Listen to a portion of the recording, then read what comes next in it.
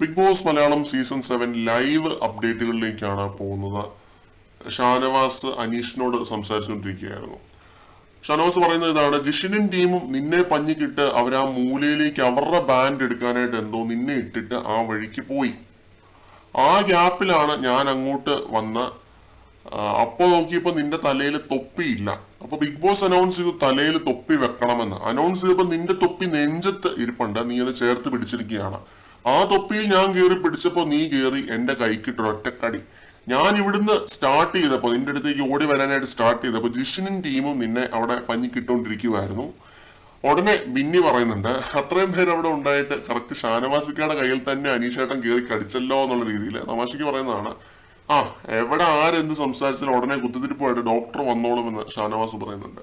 ഇതിനിടയ്ക്ക് അനീഷ് പറയുന്നുണ്ട്, അത്രയും പേര് എന്നെ ആക്രമിച്ചപ്പോ ഷാനവാസിന് ഒന്ന് പറഞ്ഞുകൂടായിരുന്നോ ആക്രമിക്കരുതെന്നുള്ള രീതിയിൽ.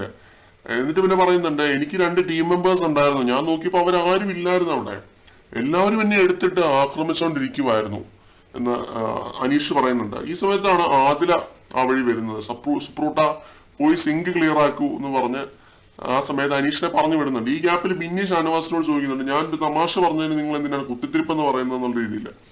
അപ്പോൾ ഷാനവാസ് പറഞ്ഞു, ഞാൻ വളരെ സീരിയസ് ആയിട്ട് അവനോട് സംസാരിച്ചുകൊണ്ടിരിക്കുവായിരുന്നു എന്നുള്ള രീതിയിൽ ഷാനവാസ് പറയുന്നു. എന്തായാലും ഈ ഒരു സംസാരവും പിന്നെ നമ്മൾ പരിശോധിച്ച ചില റെക്കോർഡിങ്സിന്റെയും എപ്പിസോഡിലുള്ള കാര്യങ്ങളുടെയും ഒക്കെ അടിസ്ഥാനത്തിൽ ഷാനവാസ് പറഞ്ഞ കാര്യങ്ങൾ കറക്റ്റാണ്. ആ ഒരു ഫിസിക്കൽ ടാസ്കില് മെയിനായിട്ടും ആ ഒരു തൊപ്പി തലയിൽ ഇല്ല എന്ന് ഷാനവാസ് പറഞ്ഞ ആ ഒരു കാര്യം അത് എപ്പിസോഡിനകത്ത് വ്യക്തമായിട്ട് തന്നെ കാണിച്ചിട്ടുണ്ട്. അതിനുശേഷമാണ് തൊപ്പി എടുക്കാനായിട്ട് ഷാനവാസ് കൈ എത്തിയതും അനീഷ് കടിക്കുന്നത്, കൈകിട്ട് കടിക്കുന്നത്.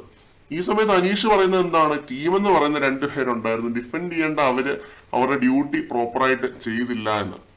ഇന്ന് പോലും സാബുമാൻ എന്ന് പറയുന്ന ആ ഒരു പുള്ളി അനീഷിനെ നോമിനേറ്റ് ചെയ്യുകയുണ്ടായി. ഈ ഒരു കാര്യം പറഞ്ഞിട്ടാണ് അനീഷിനെ നോമിനേറ്റ് ചെയ്യുന്നത്. എന്തൊരു അവസ്ഥയാണല്ലേ. കടി കിട്ടിയത് ഷാനവാസിന്, പിന്നെ കടിച്ചത് അനീഷ്. ഇവരെ 2 പേരെയാണ് സാബുമാൻ നോമിനേറ്റ് ചെയ്തത്. ഏറ്റവും വലിയ കോമഡി, സാബുമാൻ അനീഷിന്റെ തന്നെ ടീമിലെ ഒരു മെമ്പർ ആയിരുന്നു. സാബുമാന്റെ കളി നേരെ ചുവ കളിച്ചിരുന്നുവെങ്കിൽ ഷാനവാസിന് കൈക്കിട്ട് കടി കിട്ടത്തില്ലായിരുന്നു, പിന്നെ ആ തൊപ്പിയും എടുക്കത്തില്ലായിരുന്നു, അവരുടെ ടീം ആദ്യം തന്നെ ഡിസ്ക്വാളിഫൈ ആവത്തുമില്ലായിരുന്നു.